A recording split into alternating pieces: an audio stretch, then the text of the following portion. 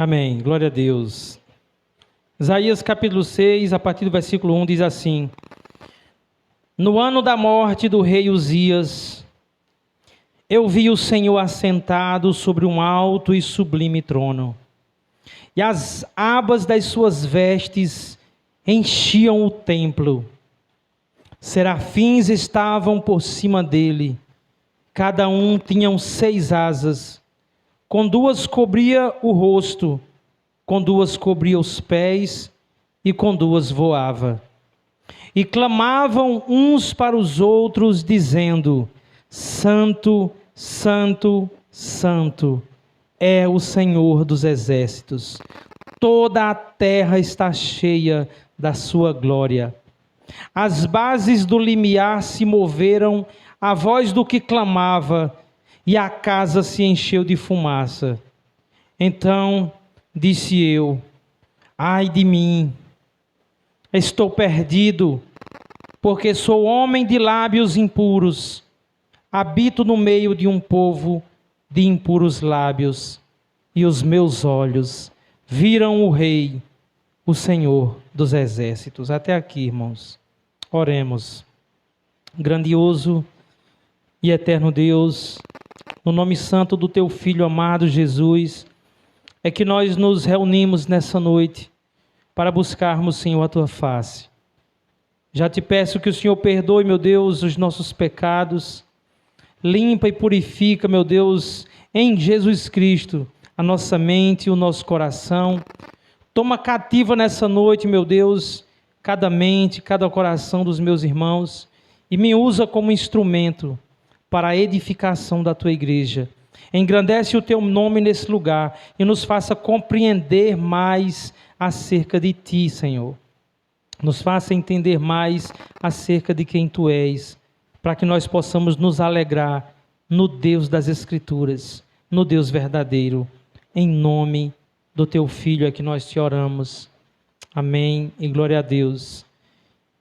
Irmãos, como o próprio texto sugere, o título dessa pregação é a santidade de Deus. Irmãos, a maior necessidade da igreja é conhecer o Deus das Escrituras. Infelizmente, irmãos, existem muitos cristãos que não conhecem o Deus das Escrituras. E aí os irmãos podem me perguntar, se não conhecem, como é que são cristãos? Cristãos nominais, cristãos fracos de entendimento, pessoas que frequentam cultos, que fazem parte de uma igreja protestante, mas que não conhecem o Deus das Escrituras. Geralmente, quando essas pessoas ouvem falar do Deus verdadeiro, elas não aceitam. Elas se dizem crente, mas quando elas ouvem falar no Deus verdadeiro, naquele Deus que se mostra por meio das Escrituras, elas se escandalizam. E a maior parte da cristandade hoje adora um ídolo. Um Deus com D minúsculo, criado conforme a sua própria imagem. Então nós, de fato, irmãos, é uma necessidade da igreja do Brasil e do mundo conhecer o Deus das Escrituras. O conhecimento de quem Deus é indispensável para que nós tenhamos uma fé alicerçada na verdade. Nós precisamos conhecer o Deus das Escrituras para que a gente adore o Deus certo. Existem vários deuses com D minúsculo que são criados pela imaginação humana, representados por criação também feita pelas mãos humanas. Ninguém pode, irmãos, adorar a Deus em espírito e em verdade se inventar ou imaginar quem seja Deus. Ninguém pode, de fato, estar adorando o Deus verdadeiro se aquilo que nós chamamos de Deus não corresponde com o Deus das Escrituras, mas corresponde com um Deus imaginário. É por isso que cada um tem um Deus para si. Porque as pessoas pensam que é possível adorar o Deus verdadeiro do seu próprio jeito. E não é possível. O Deus que a mente humana cria não é santo. Não odeia o pecado. Não é soberano e não ama a justiça. Mas o Deus criado pela mente humana se ajusta à natureza caída do homem. É um Deus que nunca contradiz. É um Deus que só fala de amor, mas que nunca contradiz aquilo que você pensa. O Deus da Bíblia, o Deus real, Ele é santo. E por ser santo, irmãos, Ele está na contramão dos nossos pensamentos, na contramão das nossas vontades. O Deus real, Ele é incompreensível à mente carnal, à mente humana. Então, para conhecermos a Deus, nada melhor do que meditar em seus atributos, suas qualidades, suas características. Precisamos, irmãos, conhecer a Deus por meio daquilo que Ele revelou acerca de si mesmo, que é a sua palavra. Estudar, meditar nos atributos de Deus é o que faz a gente, de fato, ter uma visão do Deus verdadeiro. Hoje nós iremos meditar um pouco sobre esse atributo de Deus, que é a santidade. A santidade, irmãos, é um atributo de Deus. Talvez a somatória de todos os atributos que Ele tem, no final da conta, fecha com santidade.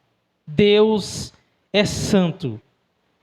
É um assunto inesgotável quando nos propomos a falar sobre a santidade de Deus. E nós não temos a capacidade de alcançar a compreensão plena da santidade de Deus. Simplesmente porque Deus não pode ser medido. Ninguém pode esquadrinhar Deus. Ninguém pode pegar uma trena, uma régua e aferir o comprimento de Deus, o tamanho de Deus, a grandeza de Deus. Ninguém nesse mundo possui recursos para medir Deus e, enfim, compreendê-lo corretamente. Portanto, tudo aquilo que um pregador se propõe a falar dos atributos de Deus, nunca irá corresponder plenamente quem Deus é. Nunca. Ainda assim, a igreja pode meditar naquilo que Deus revelou por meio dos profetas e por meio do seu Filho, e está ao nosso alcance, que é a Escritura Sagrada. E isso é suficiente para termos uma vida que honre a Deus em tudo neste mundo. Então, nessa noite, nós vamos meditar na santidade de Deus. Os textos que acabamos de ler, irmãos, em Isaías 6, falam de forma extraordinária sobre a santidade de Deus. Eles narram uma visão que Isaías teve de Deus. Esse, sem dúvida, foi um acontecimento extraordinário, onde Isaías teve uma visão da santidade, da majestade e da glória do Deus Santo e poderoso. Ah, irmãos, esse acontecimento foi tão importante para os dias de Isaías. Essa visão que Isaías teve foi tão importante para aqueles dias. E o registro dessa visão de Isaías é tão importante para os nossos dias, tão importante para nós, é tão importante para a igreja de Deus poder ler essa narrativa, esse registro de uma visão grandiosa que Isaías teve. Hoje, a maioria dos cristãos, aliás, a maioria dos pregadores, eles não falam sobre a santidade de Deus. Na verdade, poucos pregadores,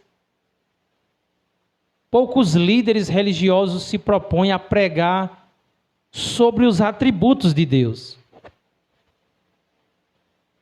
Porque o culto na maioria das igrejas não é sobre Deus.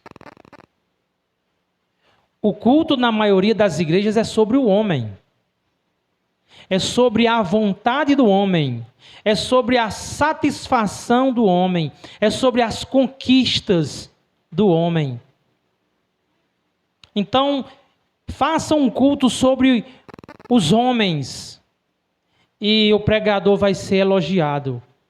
Mas façam um culto sobre os atributos de Deus e somente os eleitos de Deus irão se alegrar.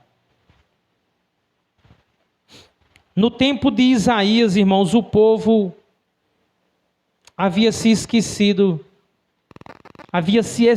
de que Deus é santo, que Deus é soberano, que Ele é o Senhor de todas as coisas, o Rei dos reis, Senhor dos senhores. Então a noção de que havia nos céus um Deus todo santo havia se perdido. Assim também como em nossos dias. E sabe por quê? Porque o povo vivia um tempo de paz e prosperidade. Parece incoerente, né? Mas é suficiente. Basta o povo ter paz e prosperidade que eles se esquecem de Deus. Que eles consideram que não precisa mais de Deus.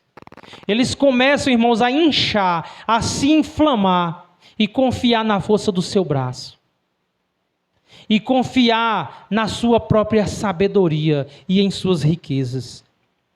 O texto nos conta que essa visão de Isaías aconteceu no ano em que morreu o rei Uzias. E isso é para nós uma informação de grande importância. Parece que são palavras que estão ali por acaso. Por que Isaías começou dizendo no ano que morreu o rei Uzias? Porque essa informação é preciosa.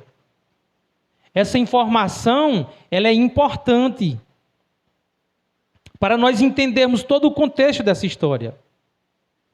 A história do rei Uzias, a gente vai encontrar lá em 2 Crônicas, capítulo 26. Não precisa você abrir. 2 Crônicas, capítulo 26.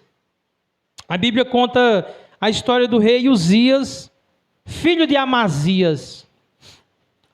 Meus irmãos, Uzias começou a reinar com 16 anos de idade. Muito jovem. E ele reinou durante 52 anos em Jerusalém. E a Bíblia diz que Uzias fez o que era reto perante o Senhor. Ou seja, Uzias foi um rei temente a Deus. Foi um rei que observou os mandamentos de Deus.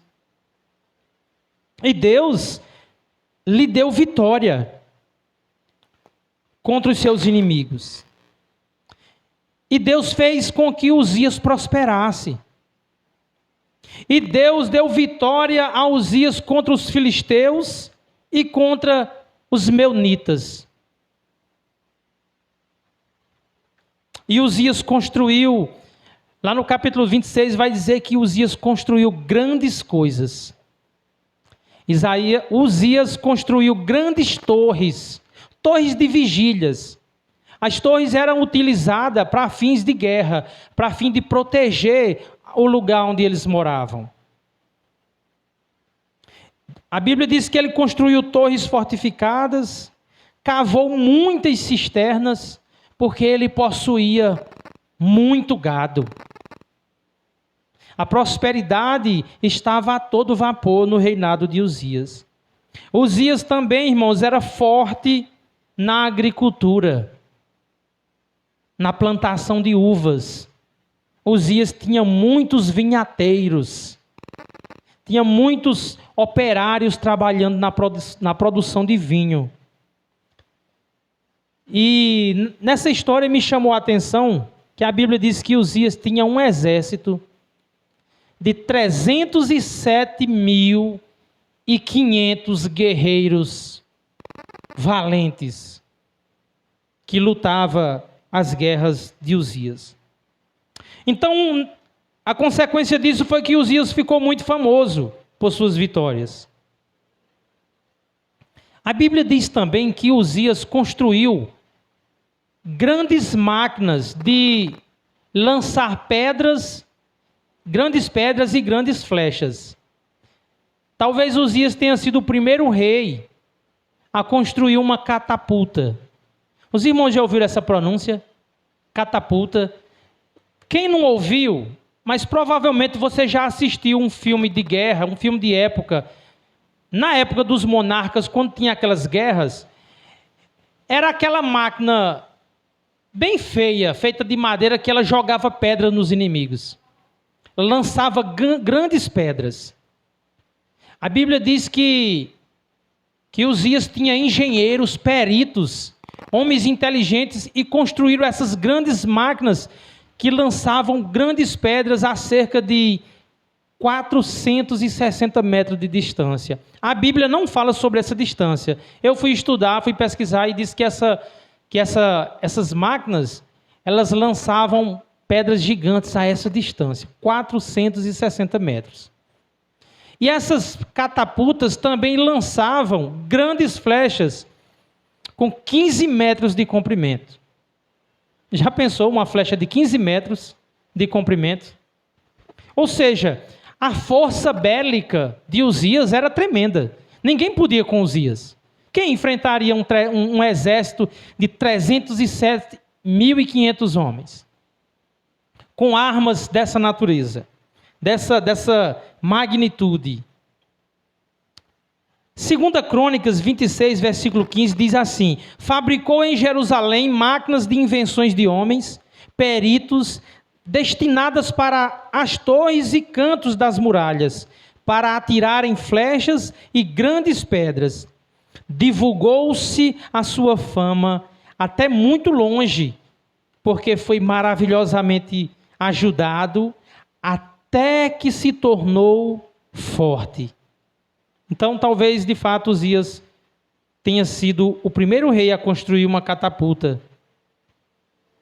Mas a Bíblia relata que depois que Uzias ficou famoso, depois que ele ficou rico, depois que ele conquistou vários territórios inimigos,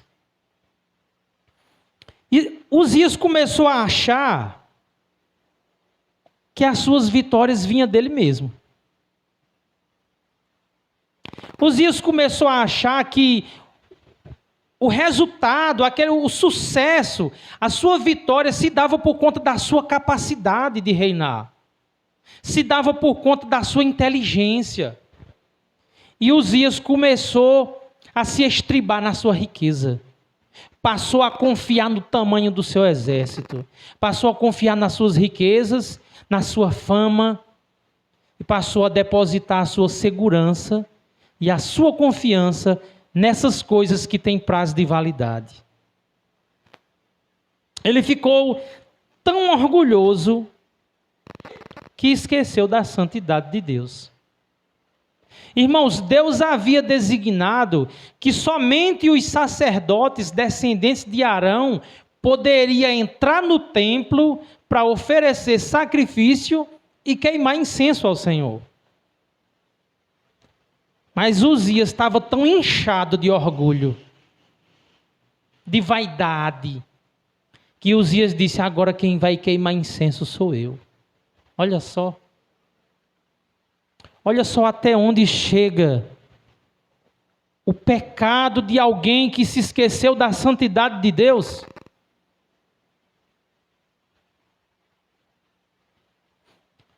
O rei achou que podia mudar, irmãos, aquilo que Deus tinha determinado.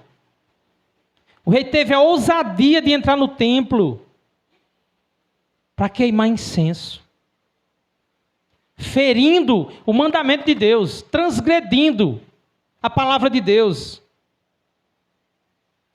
E por conta disso, Deus puniu Uzias com uma lepra bem no meio da sua testa. É triste, né? Alguém que começou tão bem. A Bíblia diz que quando Uzias tinha 16 anos, e ele sabia que tinha um reino para cuidar, ele correu aos pés do Senhor. Ele ouvia um homem de Deus chamado Zacarias, que era um homem da sua época.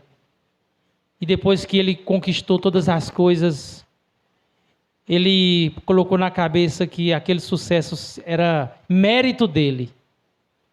Ele que era bom demais.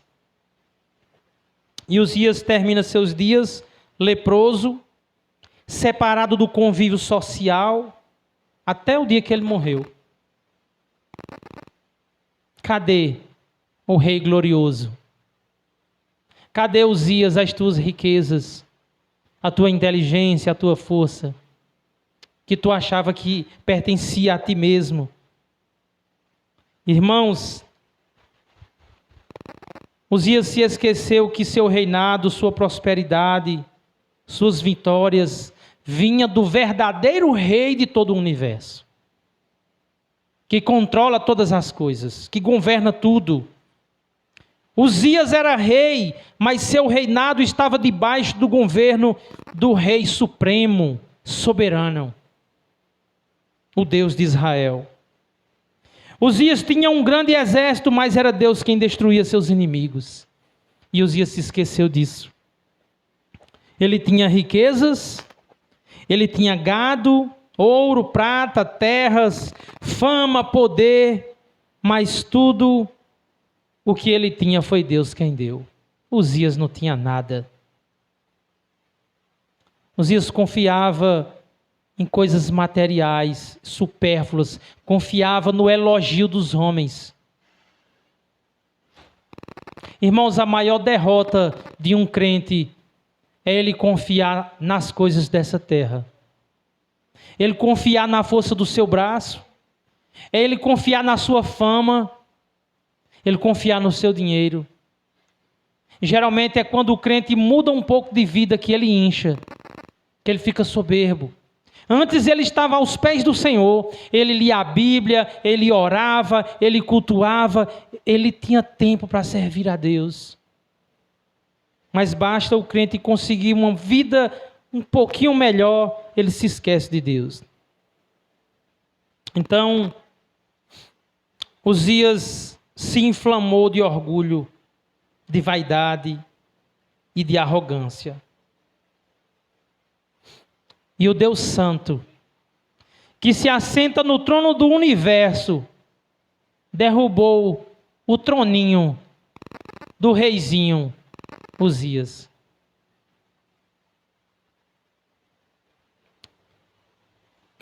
É sempre assim, irmãos, quando o crente não tem recursos, quando ele não tem muita importância e ninguém conhece ele, aí ele se apega a Deus, ele ora mais, ele tem mais comunhão com Deus, ele se envolve com a leitura da palavra de Deus.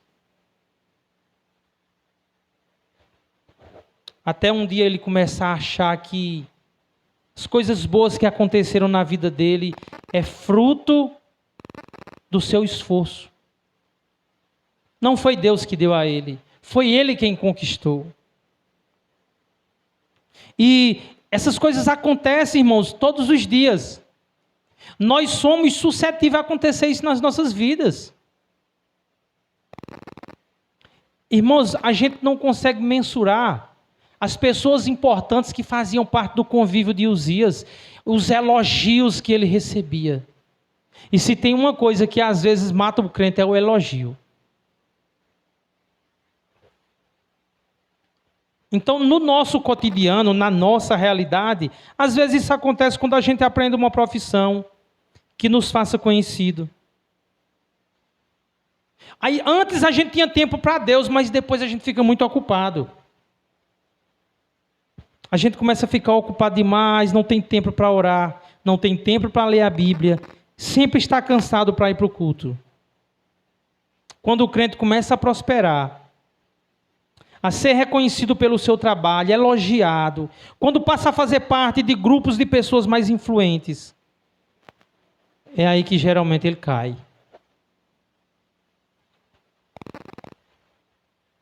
E é incrível como a maioria dos homens não consegue, não tem a sabedoria para lidar com a prosperidade e manter a comunhão com Deus. Conciliar prosperidade e comunhão com Deus.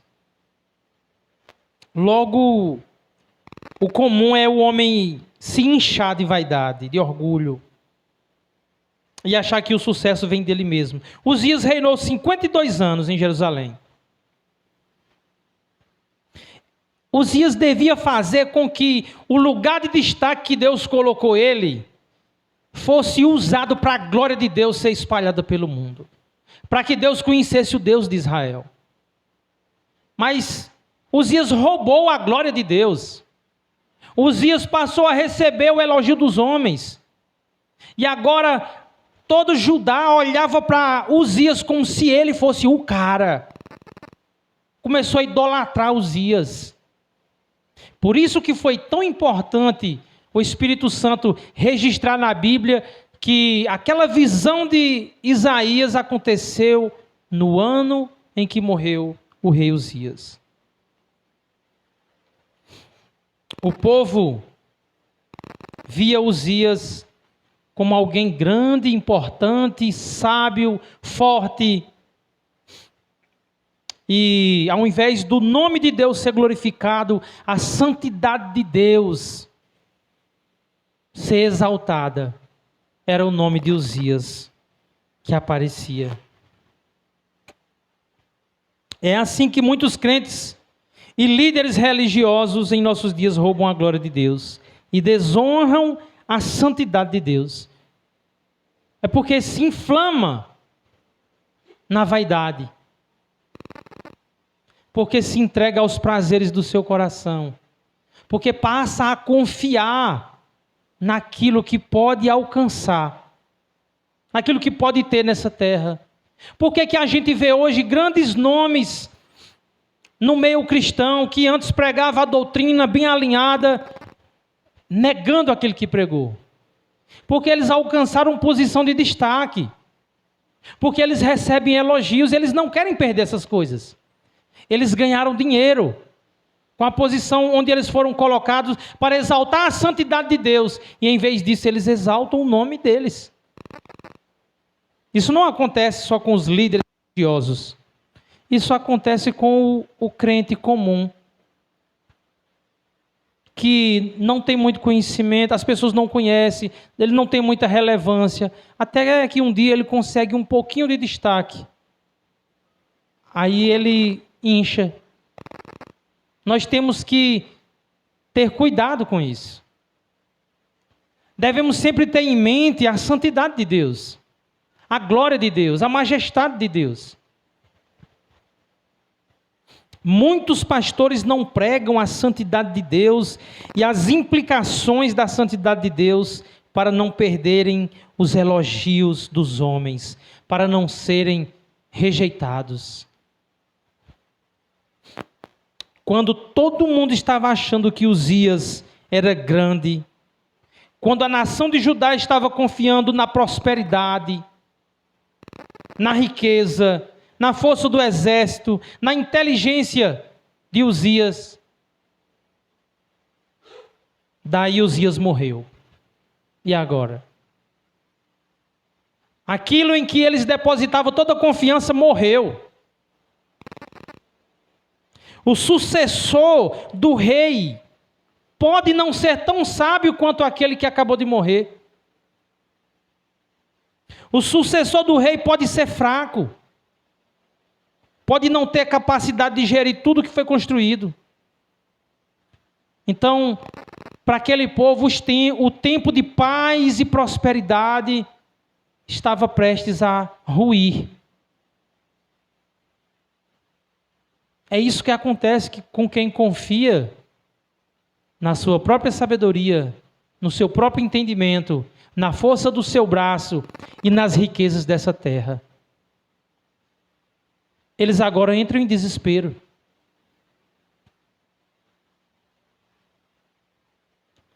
Estas são as preocupações de quem confia nas riquezas. E é claro que aqueles que se gloriam nessas coisas jamais estão vendo a santidade de Deus. Quem nega as Escrituras a fim de conseguir um pouco de conforto nessa terra, não está olhando para a glória de Deus. Irmãos, é claro que quem está inchado de vaidade, de orgulho pela prosperidade, nem lembra que Deus é santo. Ninguém que esteja confiando em si mesmo, se achando o máximo, está ao mesmo tempo considerando de que há um trono nos céus e um Deus santo e todo-poderoso assentado nele e governando todo o universo. E com isso nós aprendemos, irmãos, que o orgulho humano jamais andará de mãos dadas com a santidade de Deus. A morte do rei Uzias levou a nação de Judá ao desespero, à tristeza, à incerteza, ao medo e à insegurança. Então, Deus aparece numa visão ao profeta Isaías e faz uma revelação tão grandiosa da sua majestade e da sua santidade. Essa visão mostra que o Rei eterno, que nunca morre, permanece assentado no trono do universo e governa com poder, com glória, com honra. Isaías disse: no ano da morte do rei Uzias, eu vi o Senhor assentado sobre um alto e sublime trono, e as abas das suas vestes enchia o templo. Então a visão de Isaías revela a majestade do Rei Celestial. A majestade do Rei. A visão de Isaías revela o trono em que ele está assentado. E a Bíblia diz que é sublime e alto trono.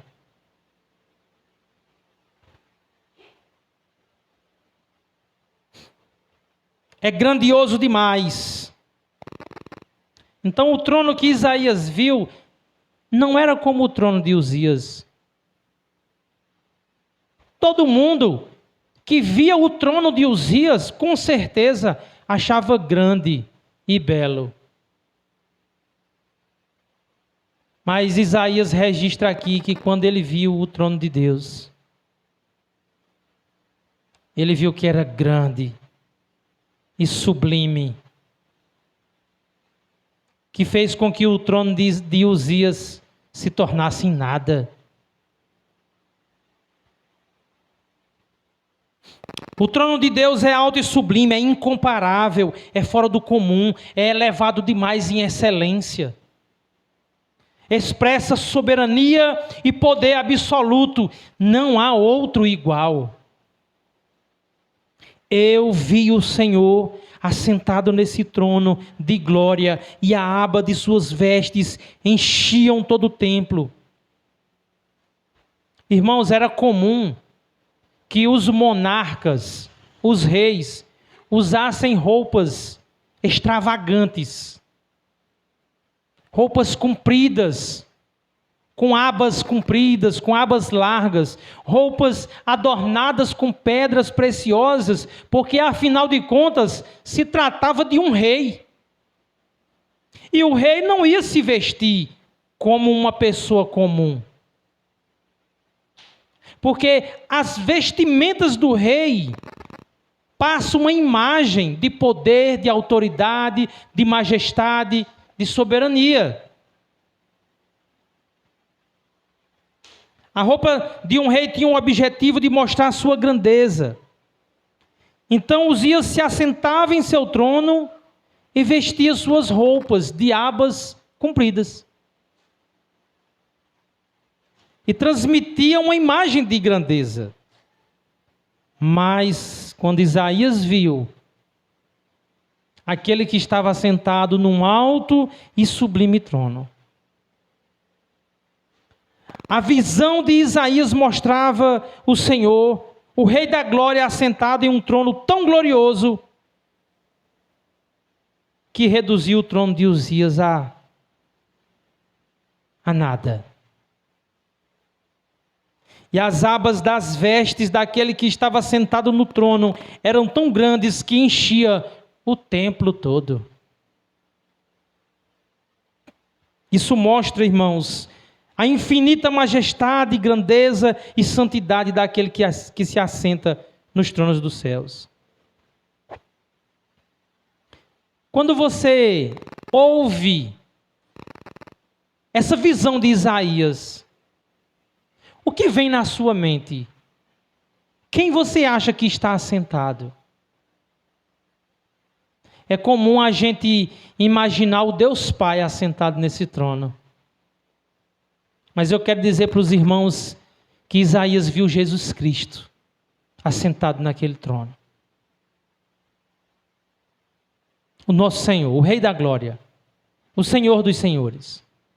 Deus é invisível, Deus é imaterial.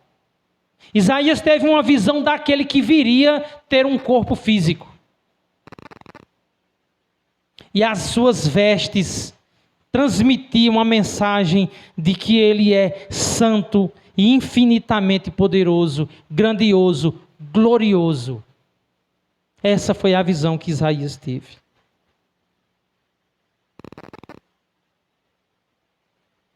Verso 2 diz: serafins estavam por cima dele.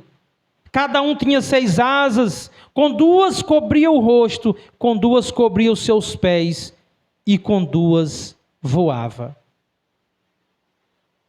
Irmãos, Isaías viu ao redor do trono do Senhor uma categoria de anjos que não é descrita em nenhum outro lugar nas Escrituras, pelo menos não com esse nome. E esses seres angelicais voavam por cima do trono do Senhor. Eles tinham 6 asas. Com 2 eles voavam. Com 2 eles cobriam seus pés como um sinal de reverência, humildade e respeito ao Senhor. Isaías diz que os serafins usam 2 asas para cobrirem o rosto. Ou seja,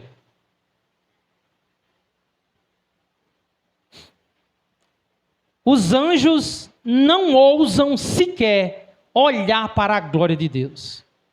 Tamanha é a sua santidade. Tamanha é o seu esplendor. Os anjos do céu, irmãos, que nunca mentiram como nós mentimos. Nunca são arrogantes como nós muitas vezes somos. Os anjos não são orgulhosos nem ingratos como nós. Não têm inveja.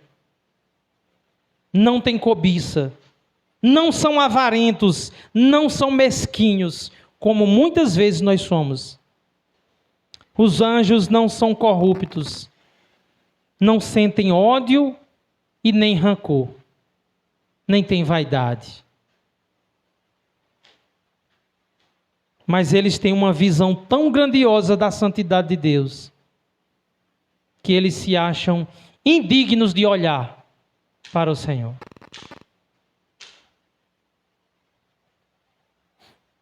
A santidade de Deus é tão elevada de fato, que nenhum anjo, que os serafins, aqueles que estão ao redor do trono, cobrem o seu rosto, para não contemplarem a glória de Deus. E a nossa mente não consegue alcançar tamanha grandeza. É grande demais para o nosso entendimento. Nossa mente não alcança, as nossas palavras não conseguem descrever a santidade de Deus. O nosso vocabulário não ajuda. Nós ficamos apenas com o que a Escritura diz, que Ele é santo, santo, santo. Irmãos, essa repetição dessa característica de Deus, ela tem o objetivo de enfatizar esse atributo grandioso de Deus. Nós vivemos um tempo em que as pessoas enfatizam a bondade de Deus, mas a Bíblia não diz Deus é bom, bom, bom.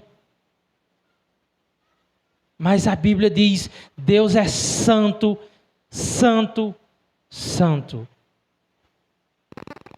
Verso 3 diz: e clamavam uns para os outros, dizendo: santo, santo, santo é o Senhor dos exércitos, toda a terra está cheia da sua glória. Os anjos declaram santo, santo, santo, como uma canção de amor, uma canção infinita, de amor, de reverência, de respeito, de reconhecimento da grandeza do Deus Altíssimo. São seres, irmãos, que estão encantados com as grandezas de Deus. Eles não conseguem se conter. Eles declaram um para o outro: santo, santo, santo é o Senhor dos exércitos. O que os anjos estão dizendo, irmãos, é que não existe uma categoria de divindade que se compare ou que seja comparado com Deus. Porque Deus não tem concorrente. Deus não tem oposição que seja páreo para Ele. O que os anjos estão dizendo é que Deus é único, perfeito, Ele é separado. Ele é imutável. Irmãos, nós sabemos que Deus não cresce. Deus não está sendo aperfeiçoado. Deus não está aprendendo alguma coisa.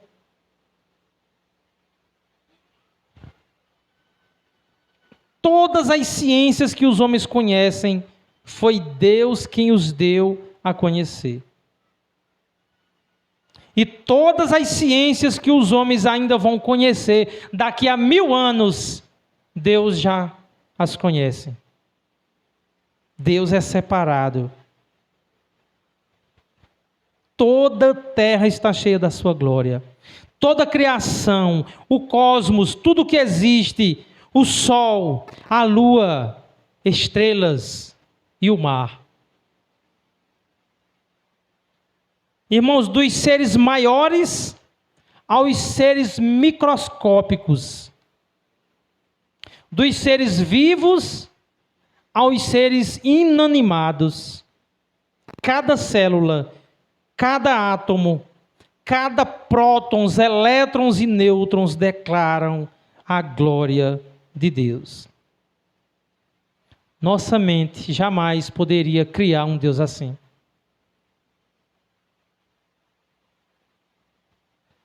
ele não pode ser compreendido em sua totalidade e perfeição. Deus é totalmente outro. Já dizia um teólogo. Então os serafins sem pecado não ousam olhar para a sua glória. E diante dessa visão gloriosa, Isaías teve uma profunda convicção de pecado. Ele disse no verso 5: ai de mim, eu estou perdido, porque sou homem de lábios impuros, e eu habito no meio de um povo de impuros lábios, e os meus olhos viram o Rei, o Senhor dos Exércitos. Irmãos, nós somos criaturas tão miseráveis, que muitas vezes nós ouvimos a palavra de Deus, e nós não dizemos como Isaías: ai de mim, estou perdido. Costumamos, irmãos, ouvir a pregação e dizer: essa palavra aí é para fulano de tal.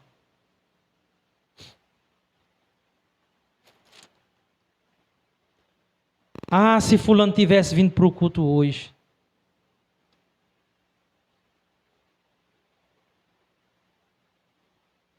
Ele é que precisa ser confrontado por essa mensagem, mas eu não. Irmãos, mas Isaías é aquele que foi chamado para denunciar o pecado de Judá e para pronunciar o juízo de Deus que viria sobre eles.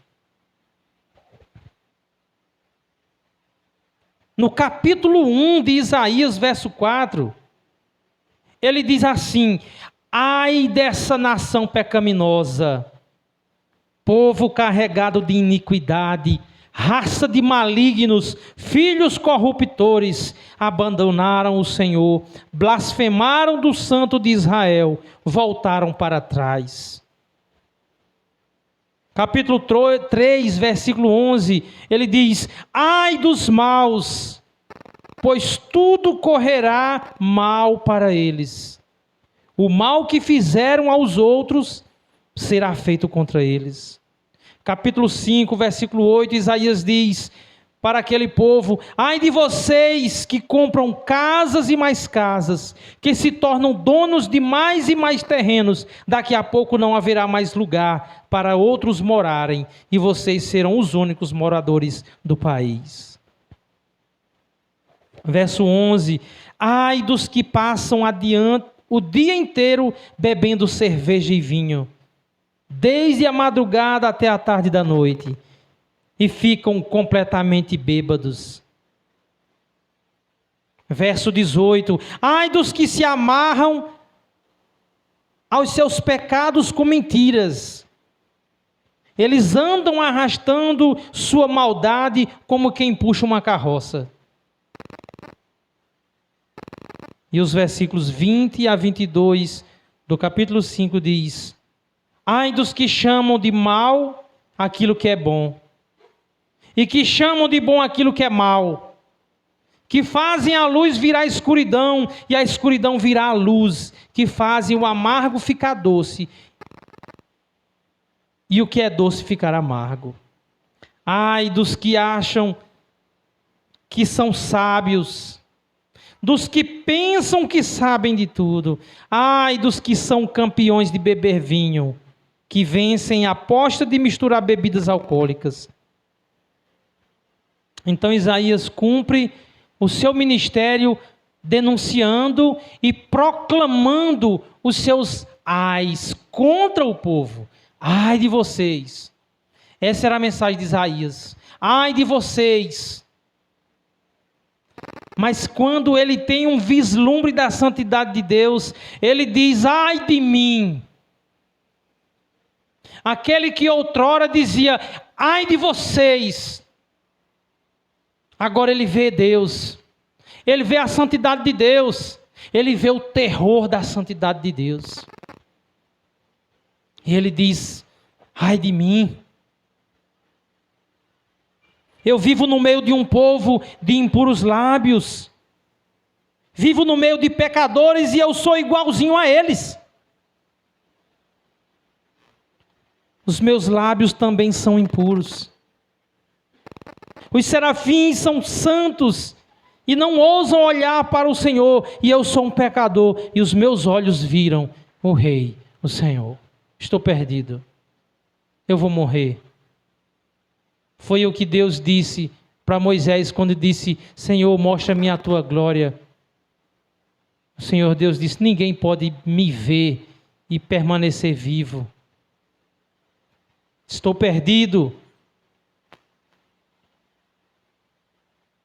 Irmãos, Isaías estava numa posição onde ele podia se comparar com todo mundo. Quando ele estava lá pronunciando o julgamento de Deus, os seus ai de vocês, filhos corruptores, ele podia olhar para dentro de si e se comparar. Não é assim que acontece? Muitas vezes, quando nós ouvimos a pregação do Evangelho, a gente começa a sabotar no nosso coração a mensagem e a gente começa a se comparar com outros pecadores, com pessoas que fizeram coisas que nós consideramos piores.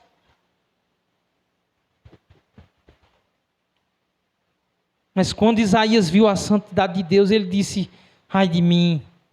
Irmãos, alguém que viu a santidade de Deus é alguém que, ao invés de se comparar com outras pessoas, olha para dentro do seu próprio coração.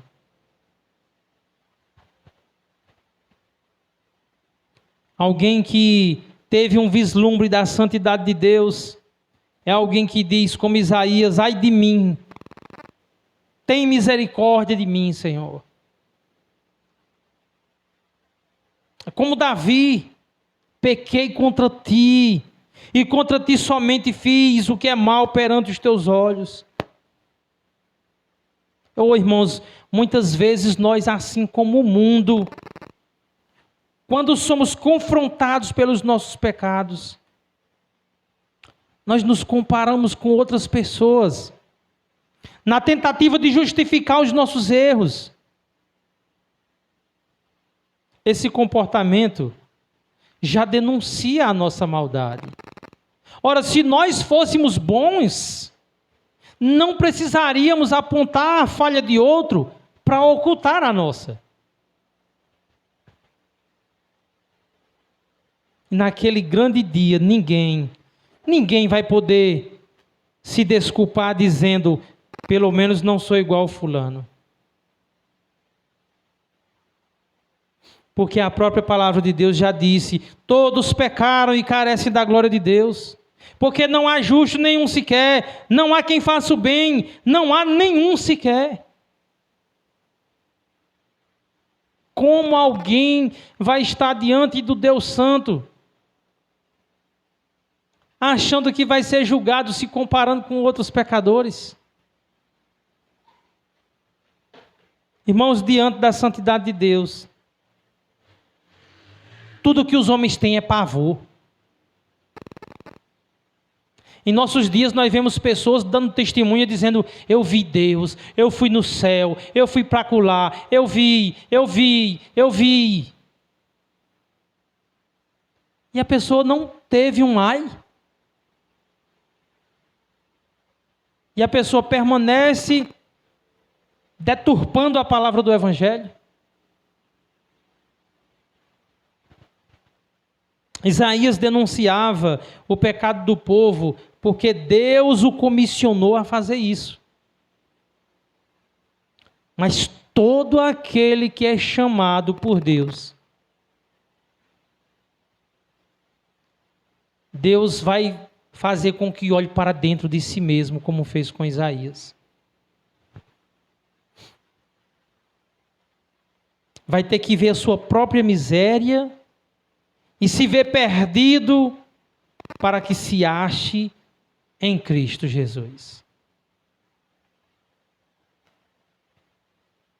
Meus irmãos, mas se nós não estamos sendo constantemente impactados com a santidade de Deus, alguma coisa está errada em nossas vidas. Uzias foi muito abençoado por Deus, mas terminou os seus dias de forma trágica, soberbo, orgulhoso, vaidoso e confiando em si mesmo. Uzias achou que podia desonrar a santidade de Deus e ficar impune. Irmãos, os pecados que cometemos vai ter consequência. A conta vai chegar, mais cedo ou mais tarde. Uzias não considerou que o fato de Deus ser santo tivesse implicações na sua vida prática. E também é aqui que muito crente cai assim como Uzias caiu. São pessoas que declaram Deus é santo, mas são palavras vazias. Palavras que são pronunciadas, mas que não afetam muita coisa na nossa vida. Irmãos, quando nós pecamos em paz, ou quando consentimos com o pecado bem embaixo do nosso nariz, não seria isso um sinal do juízo de Deus já?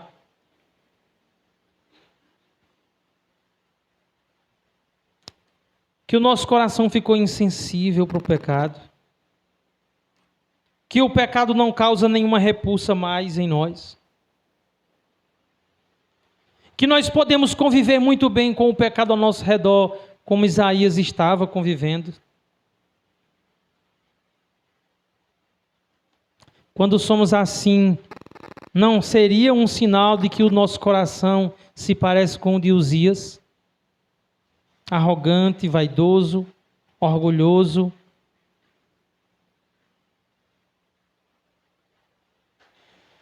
Então Deus se mostrou numa visão a Isaías, se mostrou santo, majestoso, grandioso. Então Isaías viu a sua maldade, a sua própria pecaminosidade. Irmãos, era isso que Isaías precisava ver. E era isso que Judá precisava ver. Isaías precisava ver que eles estavam denunciando o pecado do povo, mas que a palavra de Deus é uma espada de dois gumes que corta para lá e corta para cá. Judá precisava ver que estava confiando num ídolo, em um rei humano, falho.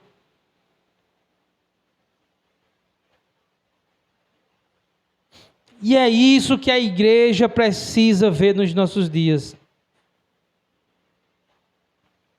Irmãos, nós precisamos ver a santidade de Deus de tal maneira que exista um ai em nós. Ai de mim! Precisamos ver a maldade do nosso próprio coração. É impossível você contemplar a santidade de um Deus e essa santidade não denunciar o nosso pecado.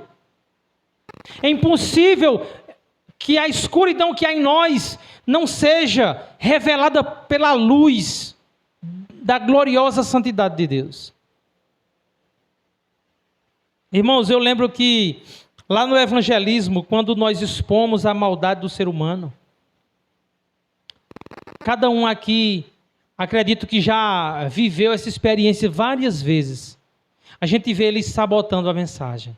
Eles começam a se comparar. Mas essa semana passada? Ontem. Meu Deus. Ontem no evangelismo, a gente pregando. E as pessoas dizem assim: mas o meu marido... A mulher diz assim: se meu marido estivesse aqui, o meu coração não é tão ruim, agora o dele não perdoa ninguém. A gente pregou numa casa que eu quase saí de lá chamando a mulher de santa, porque ela não tinha pecado. Ela era boa, era maravilhosa, nunca mentiu, nunca pensou mal, nunca desejou que ninguém morresse. Isso acontece sempre. Irmãos, isso acontece por quê? Porque elas não viram a glória de Deus, eles não viram a santidade de Deus. Irmãos, eles não viram sequer a orla das vestes de Deus. Que dirá a santidade? Oh, amados irmãos, mas nós, que somos filhos de Deus, não é evidente que nós devemos ter um coração contrito, voltado para o arrependimento, olhando para dentro de nós, enxergando a nossa maldade, pedindo graça a Deus para que nós venhamos lutar contra o nosso pecado? Não seria algo automático enxergar a glória de Deus, a grandiosidade de Deus, e a cada dia ter uma percepção: eu estou falhando nisso, eu estou pecando nisso, eu estou desonrando a santidade de Deus aqui, eu estou desonrando a santidade na forma como eu trato a minha esposa, eu estou desonrando a santidade de Deus na forma como eu trato o meu marido, eu estou desonrando a santidade de Deus no meu trabalho, eu estou desonrando a santidade de Deus porque eu coloco e dou prioridade às coisas dessa terra acima da palavra de Deus.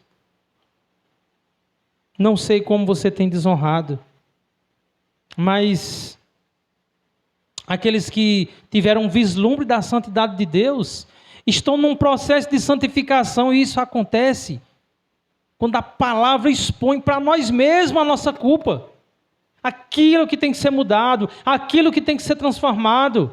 Precisamos ter um ai dentro de nós e precisamos ter uma visão gloriosa da santidade de Deus. Ou do contrário, nós vamos fazer como Uzias, como o povo de Judá. Vamos nos gloriar nas coisas desse mundo, vamos inchar de vaidade, de soberba, de arrogância. Irmãos, sempre que consideramos a santidade de Deus, automaticamente o nosso coração precisa ser constrangido. Porque a santidade de Deus é como luz que ilumina as trevas. Irmãos, diante da santidade de Deus, nós podemos clamar com segurança de que Ele nos ouve. Ai de mim, Senhor! Tem misericórdia de mim, Senhor!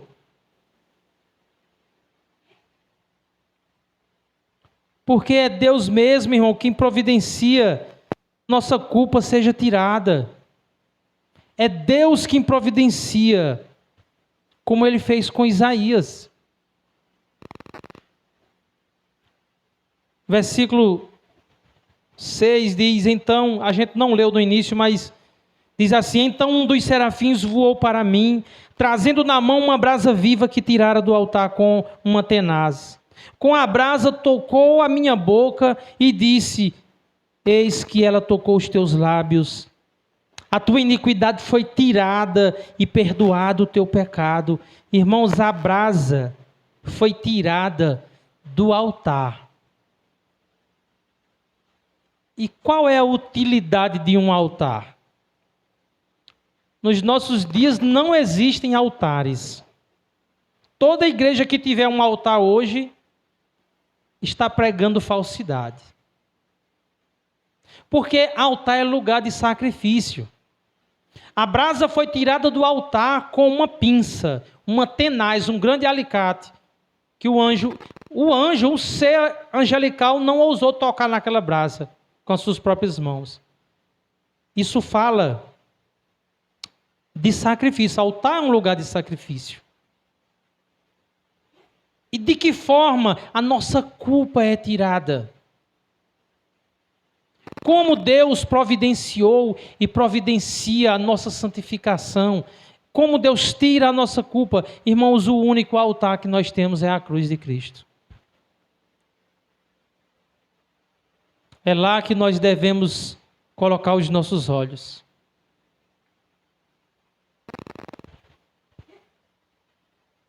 Hoje não temos altares, nós temos a cruz de Cristo. E porque fomos perdoados em Cristo, é que devemos agora e sempre atentar para a santidade de Deus.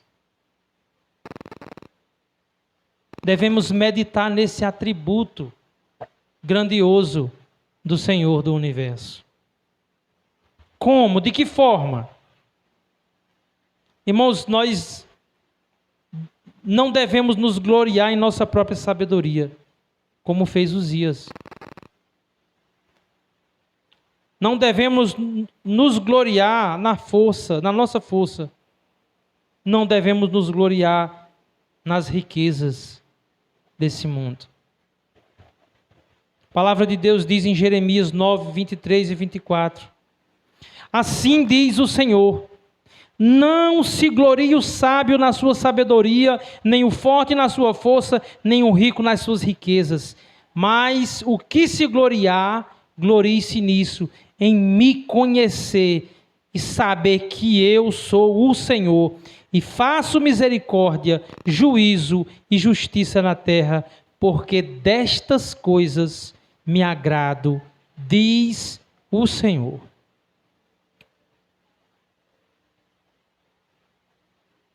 Então nós não devemos ficar encantados e nem nos sentir seguros em nada aqui.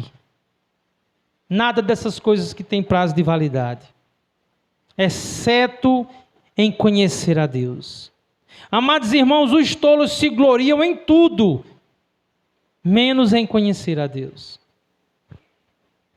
Eles confiam no dinheiro, confiam na sabedoria humana, confiam no sucesso, na carreira profissional, na saúde, em ser reconhecido pelo mundo e receber o elogio do mundo. E todas essas coisas são nadas diante de Deus. Todos que estão confiando agora nessas coisas têm uma lepra bem no meio da testa. E o seu fim vai ser a morte. Mas conhecer a Deus e fazê-lo conhecido é a nossa missão aqui na terra. E todos que, como Isaías, enxergaram a santidade de Deus, revelada nas Escrituras, e clamarem a Deus: ai de mim, esses encontram graça, perdão, misericórdia da parte do Senhor. Porque Ele é quem promove, é quem produz em nós o arrependimento. Ele é quem providencia o sacrifício que tira a nossa culpa. Meus amados irmãos, o meu desejo